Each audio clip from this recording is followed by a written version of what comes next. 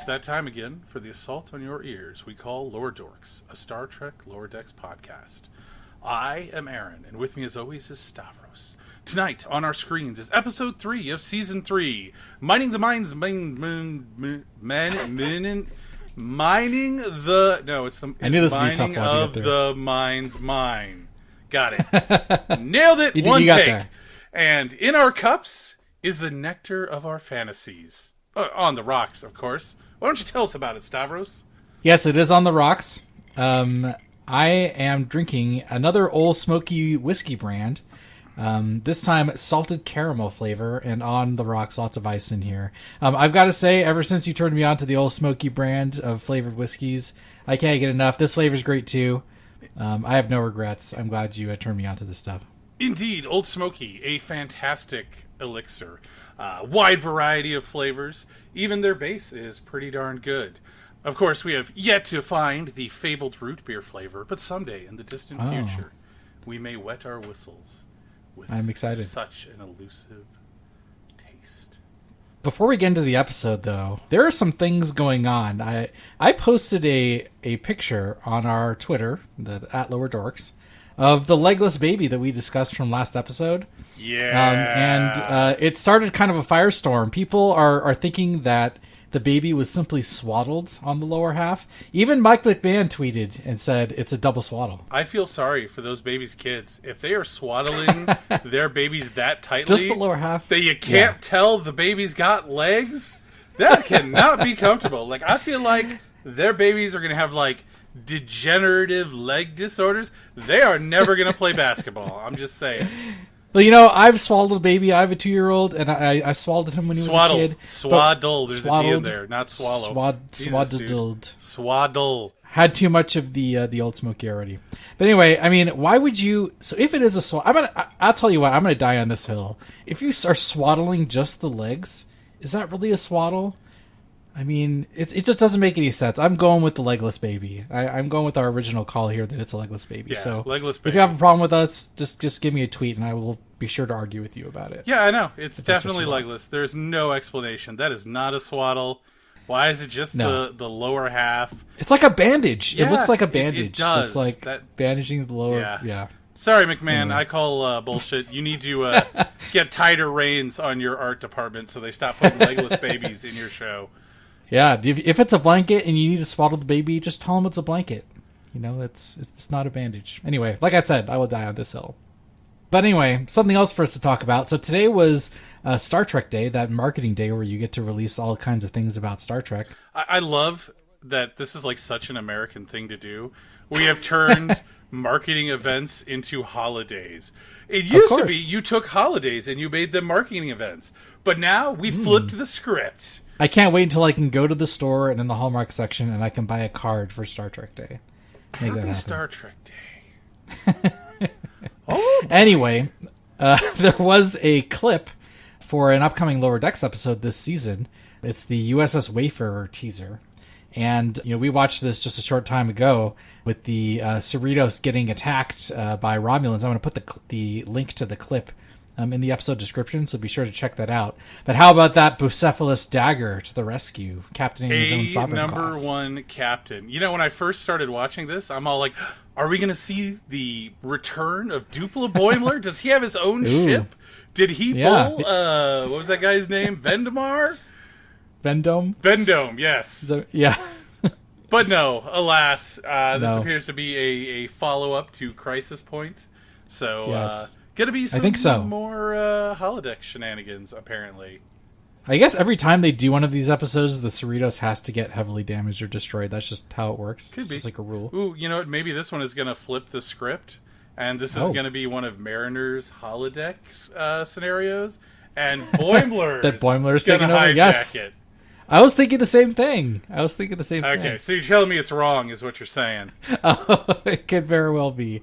But, you know, another thing about this clip is we see the uniforms that we had spotted in the trailer. It looks like a riff on the First Contact, you know, gray shoulder uniform with a little white stripe below the shoulders. Yeah, definitely. And that looks like that's where white. the uniform's from. Yeah. Yeah. I do want to point out one thing, that Boimler could have named himself anything, and what did he name himself? Named himself after a horse. After a horse? Yeah. You know... Dagger at least sounds cool. Captain Dagger. No. Alexander the Great's horse. No. Dagger sounds like a burlesque dancer. Thank you.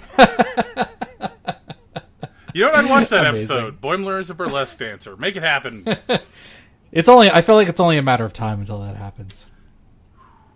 Only a matter of time. But anyway, shall we talk about this actual episode?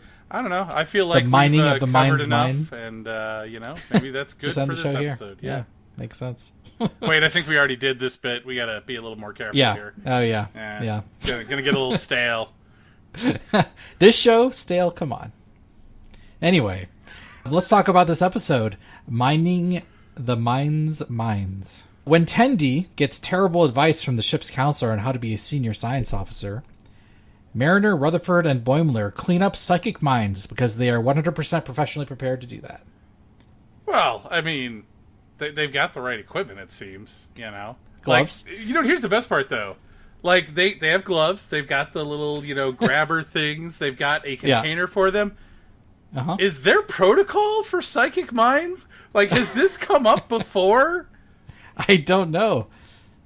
Judging by the level of protection they have, which is close to none, I'm going to say no. And they're just seated there pantsing it. Well, I mean, if you think about it, you just need to avoid skin contact, right? So how much protection do you need? Like, why do you need... I mean, they're psychic minds. Why do you need to avoid skin contact? Because, reasons? Reasons? Yeah, that's what I was thinking.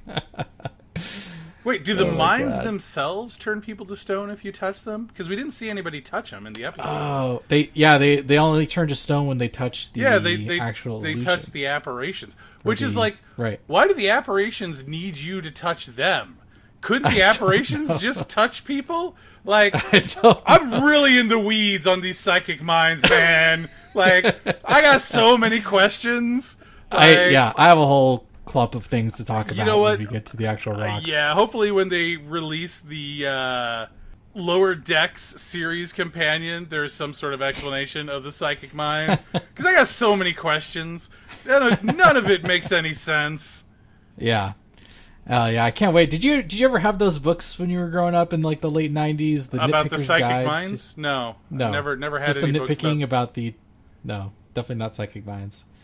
But there was like Nitpicker's Guide where they would pick out all of the little errors and stuff on original series and next gen. I grew up on a farm. I Just had farming tools when I was a kid. Fair enough. Anyway, I hope that one of these my favorite toy happens. was an old pair of boots. Oh, that's really sad. I'm sorry.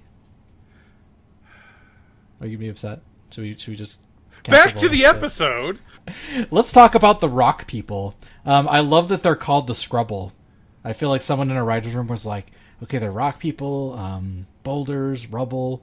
Just put us to Scrubble. Yeah, Scrubble, it's like a it. portmanteau of rubble and Scrabble. Are they? Do they have something to do with Scrabble? No, like not the game Scrabble, the stuff Scrabble. What is this? What's the non-game Scrabble? I don't know what that is. I didn't know that was a real word. I thought that was just the name of the game. Yeah, it's jeez, I'm gonna have to pull up the dictionary on this one. I'm probably wrong or mispronouncing it. Scrabble is. We'll have to come back to it, maybe. Yeah, maybe it's it's like loose stone and whatnot. Oh, okay, I guess that would make sense then, right? Yeah, maybe, If or that's in fact maybe what I'm that just means. completely misremembering things. You're just making things up. Definitely not making them up, but little drunk. I mean, this Old Smoky is pretty good. Yes, it is. But anyway, I love how the whole plot with between the scientists and the Scrubble is resolved before the Cerritos even gets there, and it's just kind of like hand waved in like the first few seconds after the opening credits. Oh yeah, very much in the personality of the show. Pretty good. Yeah, I love how the opening, the teaser is like the cold opening. Mm-hmm. Nothing to do with the rest of the episode. Completely irrelevant. Completely misrepresentative. Yeah, like just a red herring, basically. Basically, yeah. You know, I mean, maybe that was like how this whole thing started, and then like they decided, hey, let's work together. Who knows? Yeah. But as long as we're talking about that cold open, whoa, man, so much to unpack in this scene, dude. How old is that guy? Like 50, 60, and he's still crushing Yeah. on his 7th grade geology teacher? Damn, dude. Kind of weird. Move on. Kind of sad, kind of creepy. Yeah. That being said, boy howdy do I want to read the adventures of Speedy McWheels. You can't tease this book and not give it to me. I don't know, a book about car racing, would that even work? I mean, I gotta believe, it's a big universe. Somebody out there is still racing cars. They're racing shuttles, they're racing cars, so maybe. Ooh, maybe we'll get an episode that's like the holodeck adventures of Speedy McWheels. Oh. Yeah, it's not gonna happen. Yeah, I mean, I guess if Stevens can get unstoned, then maybe this guy could too. Maybe he's still alive somewhere. Maybe. But you know what? This whole cold open just is going way too hard on making the colonists look ridiculous. Well, they were. I mean, even Ransom says that these bunch of goofball scientists couldn't even be bothered to join Starfleet. Yeah, They're just sciencing on their own. They went a little Like a bunch of overboard with Ransom's rant. Ransom's rant? Yeah. Ranting Ransom? Ransom's Yeah. rant. Ooh, Ransom rants. Ah, man. Could be its own That's a segment. new YouTube channel. Yeah. But you know what? They do mention his stand-up comedy. Maybe we tie these things together. Yeah, it could work. But why anyways. is he so bent out of shape about scientists? I Do you don't think know. that's like a common Starfleet thing, or is it just Ransom? No, just I think it's just hung up on that. I don't know what it is. Something in Ransom's background, man. But like, it's a real bad look on you, Ransom. I feel like this whole season has just been Ransom character assassination. I'm really not pleased by this. Yeah, they're not doing him any favors. I feel like the showrunners were like, this Ransom guy, people love him way too much, and he's too awesome. We need to Gotta take shut him him down down some. a peg because they were jealous. He's still having the positive effect on Mariner, though, so that's that's nice. something. Yeah, It's a saving grace. Yeah. sends his boy Stevens into the lion's den. Yeah, I was just gonna say Stevens. I mean, that's the whole segue to get Stevens in this episode. Indeed. Is the whole Ransom connection. I would say Stevens is the worst, but this is also a Migleemo episode, so... Yeah. Oh, boy. Well, let's talk about Stevens first. I mean, according to Stevens, Ransom has the strongest core in the fleet. I mean, I think we've established this. This is like a known thing, right? That and the lava tubes. That's right. Yeah, so, Ransom saved the day on multiple occasions. Yeah. I don't know. There's pluses and minuses to Ransom this season, for sure. On the other hand, Stevens, a bit of a creeper. Just a little bit. Yes. Yeah. He's still hitting on women ineffectually at the end of the episode. That's like kind of his thing. Poor guy, yeah. He's kind of sad. I do love the fact, though, that like his arms are like all in a cast at the end of the episode. Yeah. And he goes to drink his drink, but he can't because he can't move his arms. So he just like throws it at his face. Oh, you know what? That's peppermint schnapps. Solid characterization right there. Love it. You got to think that peppermint schnapps burns when you, cinnamon schnapps. Cinnamon schnapps. Yeah, that's got to burn when you get that in your face. I would think any alcohol in your eyes would not feel good. Yeah, something about the cinnamon really, really seals the deal about the sting. Indeed. I feel like. Anyway, that enough about Stevens. He's in this, and if you need more Steven hilarity, let's then be this is fair. for you. Any amount about Stevens is more than enough about Stevens. I think you're right. Well, let's talk more about Tendi's subplot in this episode. I love that they're chasing up the senior science officer, like kind of avenue for her. It's funny to call it senior science officer training. Like, don't you get to be a senior science officer by having science officer experience? I don't know. Kind of a weird term. It is a weird term, but I mean, at least they go like a ways to explain that it's like, it's role based, right? It's not just you stick around long enough, you eventually become senior. Get promoted. Yeah. I actually love how they talk about how this becoming the senior officer is not necessarily about knowing the material, but also how to manage up. Yes. And that's something that a real life skill that a lot of people don't have. Well, it's because like most places don't teach it, and I love the fact that they have an entire program and mentorship role that goes into it. But apparently, much like the real world, they don't properly vet their candidates for mentorship. No. Oh God, let's talk about Dr. Migleemo. Okay, I'm gonna do a little side tangent here because this is something that's bothered me for a while, and it's not necessarily just about Migleemo. It's kind of like a meta thing. So, I mean, we've established that Migleemo is the worst. Yes, I think so. But here's the thing. Migleemo, he wears a brown blazer, right?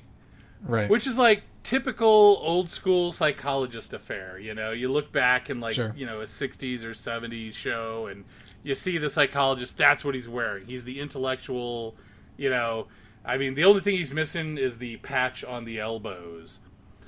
I think in some shots you can see that. Does he have patches on the elbows? And I just didn't notice? I think so. Oh, jeez. I think in certain shots you can only see it in certain I really need shots. to sober up here. Anyways, here's the weird question. Clearly he wears that because that's what he chooses to wear. Because we don't see anybody else wearing that. Right. Which means that he's trying to present an image to the humans. Right. Or to his, you know, colleagues. Okay. Yeah. If that's the case, what was Deanna Troi trying to say with her outfit? She's putting her patients at ease by... You know what? Being in a room with Marina Cerritos dressed like that, that would not put me at ease. At all. I mean, whew, I tell you what, yeah. My blood pressure would be up. For one reason or another that we're not going to get into on this show, probably.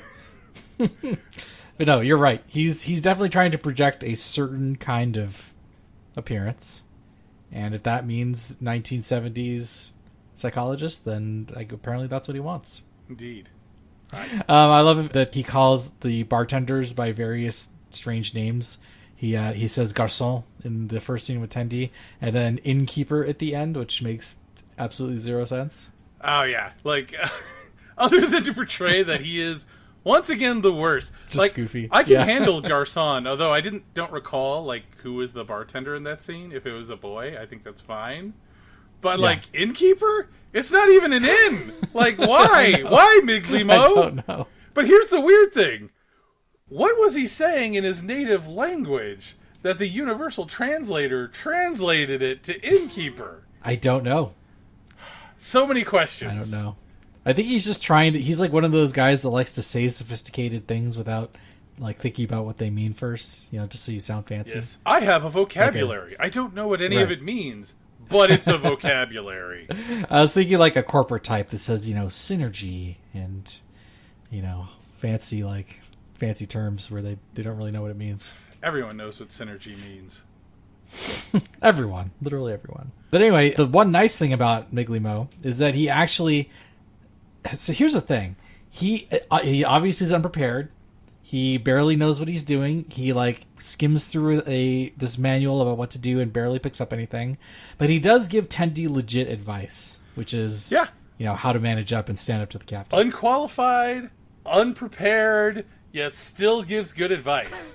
Which I'm going to chalk it up to being a fluke, because he does nothing else good in the entire series except that one scene.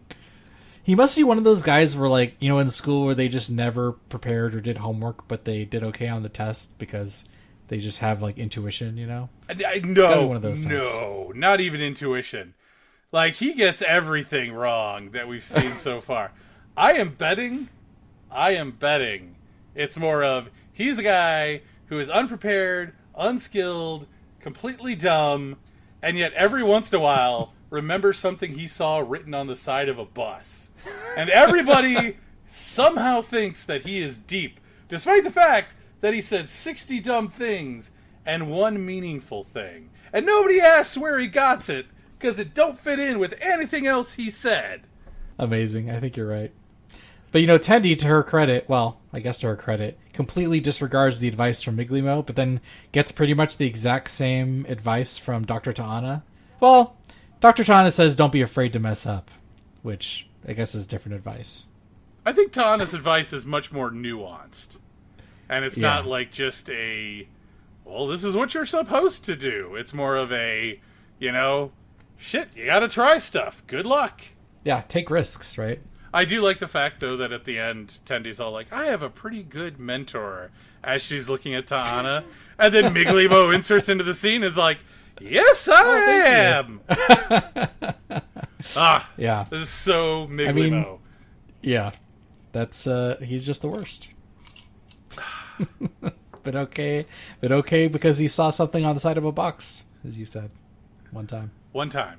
Let's see. What else can we talk about? Oh, an interesting detail I picked out is in some of these lounge scenes and even in the briefing room, you can see, the other ship, the other California class, the Carlsbad, which hilariously, by the way, Mariner calls the crew of the Carlsbad batters. Yeah. Like B-A-D-D-E-R-S. What else are you going to call them? Carlses? I don't know. Yeah, I think batters is the only thing that works. Do you call the Cerritos crew like I don't even know. The series? I don't know. I don't know. Anyway, I'm getting distracted by the ship, but yeah, that's just weird. Yeah. By the way, I love that the Carlsbad has the blue stripe on it. Did you notice not just the blue stripe, but like its hull is like, I don't know whether it's a different texture or different color, but it just looks a little different. At first I thought it was just like, it's farther away, slightly different lighting. But no, it's like a slightly different texture. Interesting, because the Cerritos has had like 2 complete makeovers. Yeah, and it's been dehulled and rehulled, so maybe that's what it is. Interesting, but yeah, it's cool. We see a lot of detail in these 2 scenes that I mentioned, where you can see the nacelles and parts of the other ship through the windows. Just a neat little detail since they were parked right next to each other. It's kind of an excuse for someone in the art department to be like, "I made a high-res image of the ship. Guess what? We're going to use it in the scene." And they are going to be dangerously close together all the time. Last time they were dangerously close to a California class, everyone, like, the ship got terraformed, so... Yeah, well, I mean, you always want to set up for adventure. These things happen. But let's go to the other plot with Mariner and company down on the planet with the rocks. I love how the advice that Stevens gives is to not think about baseball to distract you from your fantasies, but Parisi squares. Yes. Yeah. I love that Stevens, his fantasy is a sandwich. He says it's a sandwich. I think that would wind up being true based on what we've seen of Stevens. That or cinnamon schnapps. That actually sounds pretty good right now. Anyways. But yes, you can always distract yourself from your fantasies by thinking about shiny blue jumpsuits. Speaking of fantasies, I want to comment on something about each of their fantasies. Okay. So, I love the fact that Boimler's fantasy is a mysterious animal showing up on a scooter to promote him. Yes. Oh man, we were looking at the close-up of the scooter before. If you look at the bottom part of it, it looks like part of a it doesn't. Original series Connie. It's the Connie. You can see the nacelles. It's that TOS aesthetic, right? I don't think that's a Connie at all. The color is wrong. The shape is off. No. Look, the shape of the nacelles is right there. I do wonder about this thing. This thing has to exist somewhere. I can't imagine they just invented this for the episode. It's got to be like there was some 70s toy or something that they sold. But I couldn't find anything, sadly. But, bounty on this thing. If you find it, I will mention your name on our famously famous podcast. And we have dozeners of listeners. Dozens of people will know who you are. Dozens. No, you're totally right. It's speaking of that admiral, I thought he would think of like Riker would come and promote him or something like that. In fact, when I saw the beard, I was like, "Oh, Riker!" But no, I was expecting some sort of like famous or well-known admiral. Obviously, I was hoping for Jellicoe. Obviously, but you know what? It's just like I don't think this guy is anybody, and it's disappointing. No, really just some dropped the ball there. Admiral guy. I mean, you have 2 jobs here, and one of them is to put references nonstop in the show, and you failed. You missed an opportunity. It was an easy opportunity. Yeah.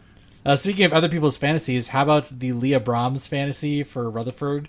So I feel like Leah Brahms has made many more appearances in Star Trek as someone's fantasy as opposed to the real person. Yeah, the real question is, does Rutherford creep on her like Geordi did?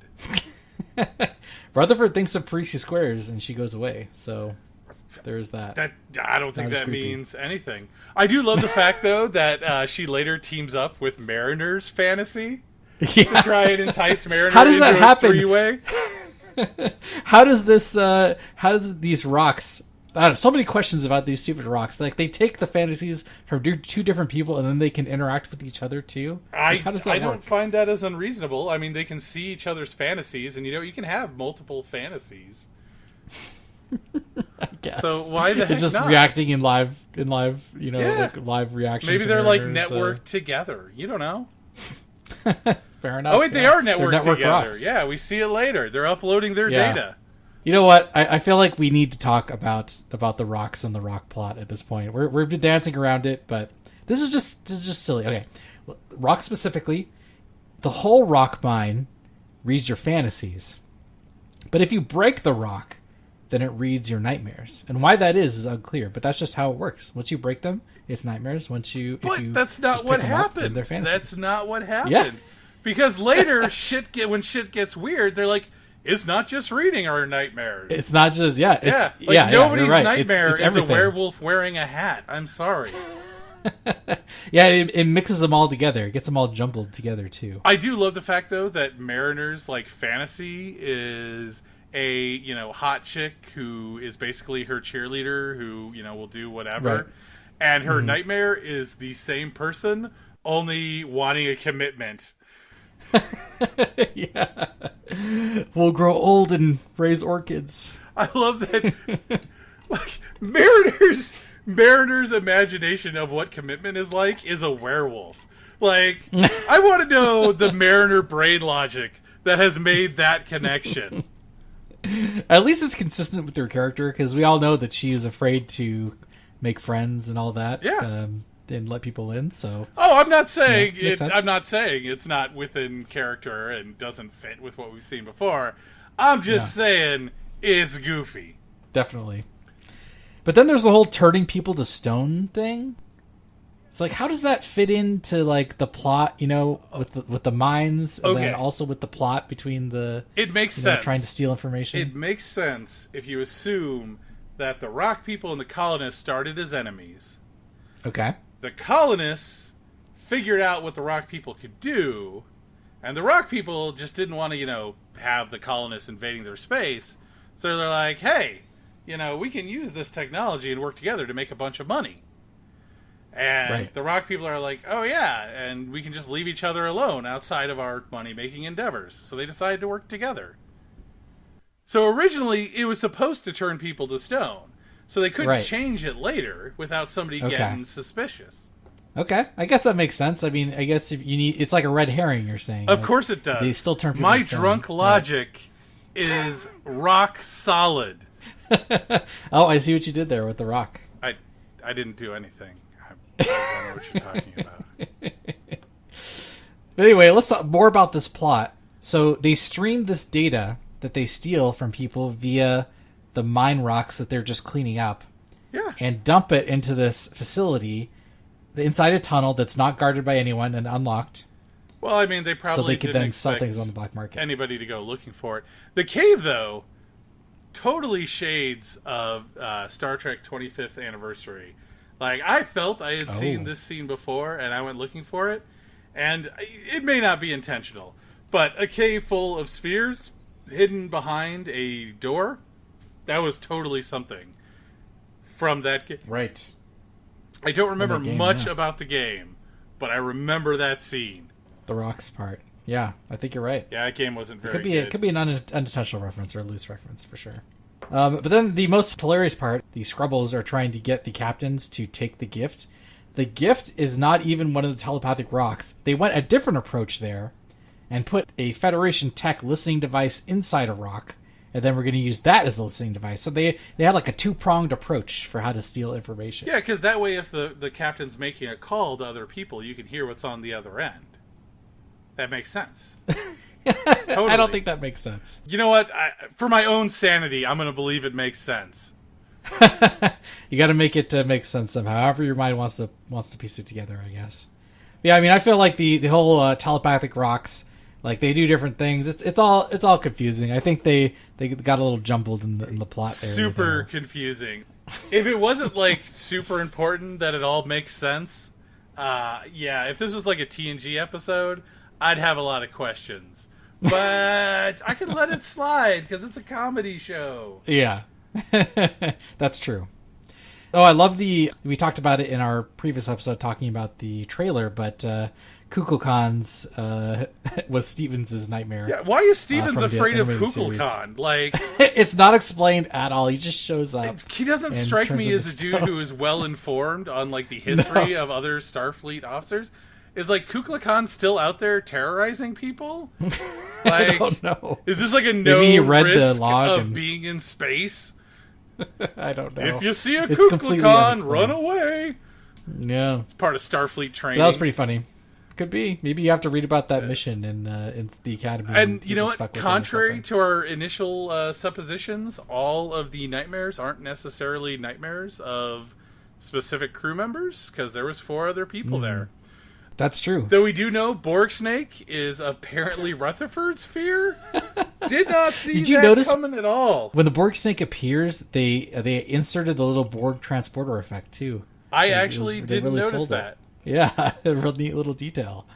Still disappointed that we didn't know who the Klingon clowns with batlets for arms. Yeah, like, whose fear is that? Who that belongs to? It's got to be one of the other ships, the Carlsbad, the Batters, one of their nightmares or something. You know, we haven't talked too much about the Batters, and I got things to say about them. Oh, like what? Okay, so did you notice the one dude has webbed hands?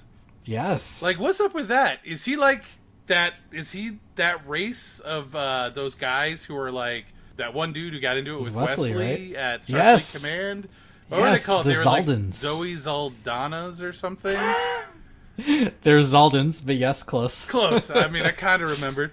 So is it that race? Because this guy didn't come off as that much of a dick. Yeah, he was kind of a little gruff, but not really an a-hole like that guy was in that episode. But indeed. And then also we have the chick. Yes, Kearns. Kearns, yeah. And so at the end of it, when Boimler has the comm badge moment, right? Where they keep trying to badge up simultaneously. It kind of made me realize something. Is this entire episode just a meet cute for Boimler and and that girl? Yeah.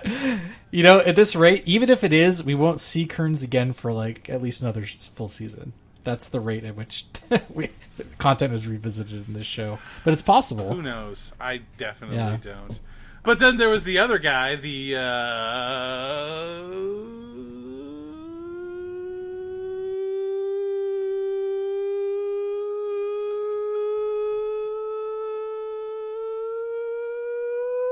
Tellarites.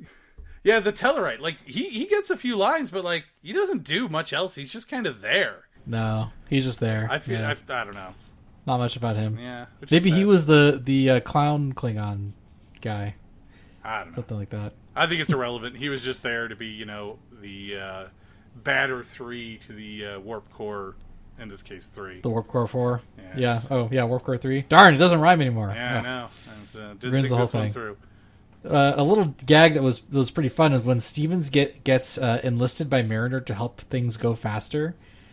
He's like, and Mariner kind of makes it seem like the Carlsbad crew was critiquing Ransom's command style. He pulls the sleeves down on his uniform to like make them little makeshift gloves and begins picking up the rocks and putting them in the containers. And I'm thinking like to myself, like, that's the only reason why the rest of the crew have telepathic or gloves for these telepathic rocks. Yeah, because they just so have they can set up that gag tools. They don't need the gloves. Yeah, that's the only reason why right. is so Stevens could make this joke. Yeah, they animated gloves the entire time just to make this dumb joke. Oh, and it is great. It is dumb. Oh my god, it has the payoff. Yeah, it's such a brief scene, but pretty good. I enjoyed it. I do wonder, like, when they're sitting around, like, the writer's room, like, developing these shows, when they're sending notes to the animators, are they, like, really, like, putting this much thought into it, or... They must be. I mean, there's so much detail in there, it's got to be mentioned at least. Yeah, could be. Or maybe just, like, know. the animators decide to do their own thing. Who knows? I mean, it is... Yeah. You know, Mike McMahon comes to them, it's like, okay, so there's this animated series episode made in 1971. I need you to go and look up that episode, and we want to make that, except flying all around and turning this guy to stone. They're probably like, what the hell is this? I'm willing to bet they've got storyboards. Oh, yeah, sure. Fair enough.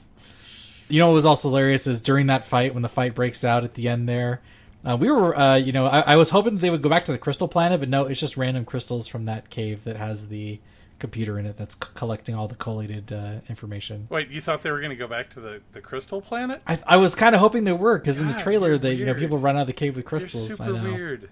But one thing, though, about the cave, the technology in the cave, it's got big green spheres. Was this stuff made by Vulcans? Oh. Like, that's all I could think about when I looked at this stuff, because it's all like, that's what we saw on the Vulcan ship. I don't know. There's a lot of stuff. I mean, they tried really hard to make it this fusion of, Starfleet tech, or I guess Federation tech, and the green mines. Yeah, I don't know. Yeah, I'm going Vulcans. That's my story, and I'm sticking to it. Anyway, during this fight, when everyone's fighting the nightmares, I like Rutherford just goes straight for Stevens, and he runs across the screen just holding a statue of Stevens with his arm snapped off. They definitely do fantastic fight scenes in this series. Like, no, they don't take them seriously. There's all this ridiculous background stuff. It's the whole Jet holding on to the doll in the Collector episode. Yeah. It's just stuff like that is fun fantastic. Yeah. But let's jump back to the other location on the ship with Tendi and the two captains dealing with the Scrubbles and the scientists and the negotiation. A couple of fun details in that conference room scene. We both picked out, on that there's this table with food laid out on it, and there's a cheese cutting board with a starship as the cutting board. And you pointed out that the little cookies are made in the shape of Starfleet Deltas. That was pretty fun. Yeah, but it doesn't make any sense. No. Like, I wouldn't say it makes sense. Yeah, no. Like, I guess the Delta cookies is fine. I imagine if you're, like, replicating all your food, it can be any shape you want. Yeah. Someone just has it really, you really enjoy the Delta, so they're like, they go to the replicator and be like, I need 3 dozen cookies in the shape of Starfleet Deltas, please. Which is super weird that everybody loves Deltas. I don't get it. Why make everything out of Deltas? It'd be like if, you were an American and you put the American flag on everything and made everything into American. Oh, they're Southerners. Awkward. Suddenly it all makes sense. Correct. Yeehaw! We're from South Federation Space. We got the ship Which worlds nuts. are from South Federation Space? We're gonna fly on over to Jeb's planet. Gonna shoot our phasers into the air. Anyway. That's probably a few dozen listeners we lost there. Making fun of the South. That's all of our listeners. All of our listeners. That's sad. Yes. We just lost every single listener that we had. That's fine. We knew this was only a matter of time. All right, where were you going with this thing now? I wanted to talk about the Scrubble totem that the guy tries to give to the two captains. Why did neither of them want it? What's wrong with it? Well, it's pretty obvious. It's just ugly? No, it's because it's like a generational conflict, right? The one guy is trying to say, oh, I'm so different and focused on the job. And he slights the captain, so the captain's trying to give him stuff. And he's refusing. It's this whole cultural divide. And they each are, taking it personally. Yeah, I got the generational thing, but I couldn't quite piece it together other than just to kill time for enough time for the away team to get into trouble and come back and report that they're trying to, information's being stolen from them. So yeah, it wasn't a good bit. It is what it is. It was funny, but when you think about it, it kind of falls apart. You're like, what's going on? Nobody wants this little thing to put behind their desk. What we do need to cover is the koala. So here's the thing. Stevens, when he was dead, he saw a koala sitting on the Black Mountain. Yes. Did Shaq see the koala? We don't know. Did he know it was a koala? Like, he's definitely mentioned the Black Mountain. On Bajor? Yeah. Were koalas once some, intergalactic spacefaring species that have now had their empire destroyed by some great koala war? These are questions I need answered. I don't know. Somebody's got. It's going to become a thing eventually. I bet you Shax did see it. And he just didn't recognize it as a koala. He just mentioned the mountain. And that was it. Well, the thing is, though, in the bit where he explains to Rutherford, he only gets through the Black Mountain bit before they cut away. So maybe the next thing was all like, "Have you ever seen a koala, son?" But I pointed this out to you earlier. Hilariously, in the bumper for the Star Trek bumper for Lower Decks, where the ship flies around and makes the delta, at least on Paramount Plus. If you look really closely for one of the shots, you can see an outline of the koala. Nebulous koala. It is definitely there. And I mean nebulous as in made out of a nebula. Of a not nebula, in, yeah. You know, I think we got it. The verb. Yeah, thank you. Yeah, appreciate that. So the koala is definitely a thing. Yes. The Celestial Koala is a thing. I need to know more, like, why a koala, though? Yeah, like, I need to know somebody's more. going to ask McMahon about this. Is this just one of those things they did on an off gag and they're going to keep bringing it back now? Or is there meaning behind it? Yeah, I don't know. And maybe like, I know it's going to become a thing. And it's a problem like a because, like, I know just enough about koalas to realize that they should not be celestial beings. Koalas' heads are huge and they have little tiny brains. Like, most of their head is just liquid, and their brains are super tiny. And they all have, like, STDs, and they're vicious. Oh. They're vicious creatures. Like, oh, no. I have so many questions about why this is the supreme celestial being in the Star Trek universe. Man. Maybe they're not really koalas. Maybe they just look like koalas. Yeah, they just take on the facade of a koala, perhaps. You know, this was a really thought-provoking episode. I will say that, man. Really thought-provoking. I think so. You know what's the most thought-provoking of all is the closing gag about Boimler being a small little comedic robot in the shape of a cube. So, as much as I loved that bit, they have done the everybody's laughing at Boimler as they fly off into space bit a little too much. Yeah, they've done it a lot. Yeah. Like, come on, guys, get a new shtick. You know what? Speaking of, the whole reason why that comes up is because apparently there are stories of the Cerritos amongst at least some of the other California class ships.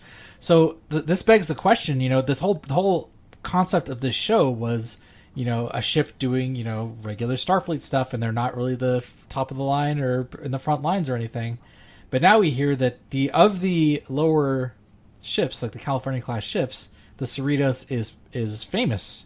And I'm thinking, like, is this in line with the concept of the show? Like, does this make sense? You know, on the one hand, no, right? But on the other hand, it is kind of like a neat concept in that they're like the best of the B squads, you know?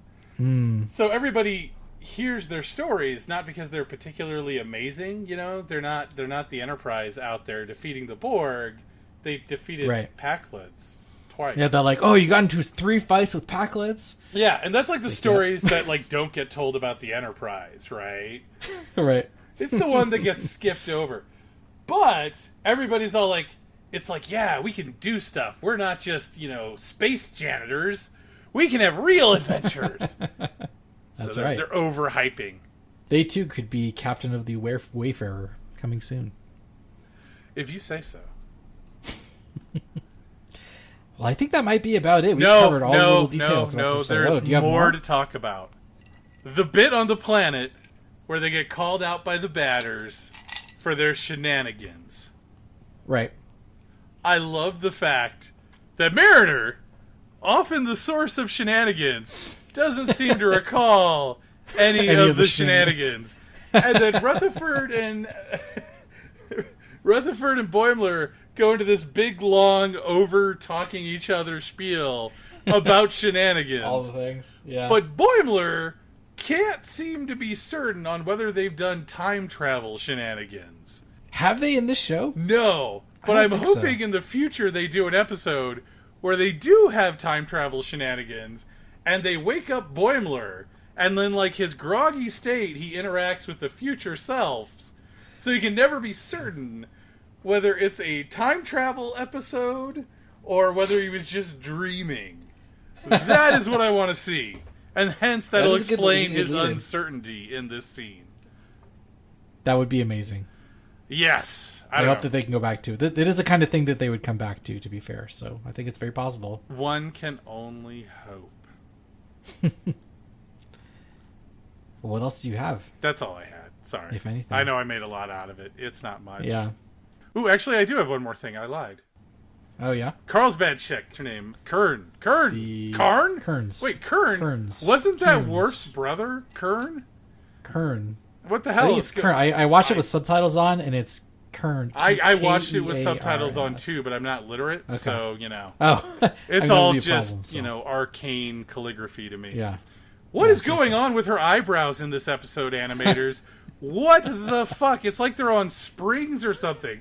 They're just always bouncing all over the place, like up and down, left and right. Like, they animate the faces a lot in this series, but like They do. Whole new level. Like, Just at one eyebrows? point, I'm pretty sure her eyebrows are up in her hairline. Like, whoa, what the F is going on here? I did not notice. Yeah. I feel like you just don't like people that emote. Maybe that's the problem. Dude, if you're emoting so much, Prefer your eyebrows non-emotives. have gone to the back of your head, you're emoting too much. Fair And you know enough. what the worst part is? Once you see it, you start watching everybody's eyebrows. And, like, that's all you can see from there on out. How much is this guy's eyebrows moving around? It's way too much. Just tone it down a little. It is... Oh, man, it's bad. It's one of those things like sensors where I'm going to start paying attention to everyone's eyebrows. This is all we're going to be talking about in the gonna future ruin is the going to be sensors and eyebrows.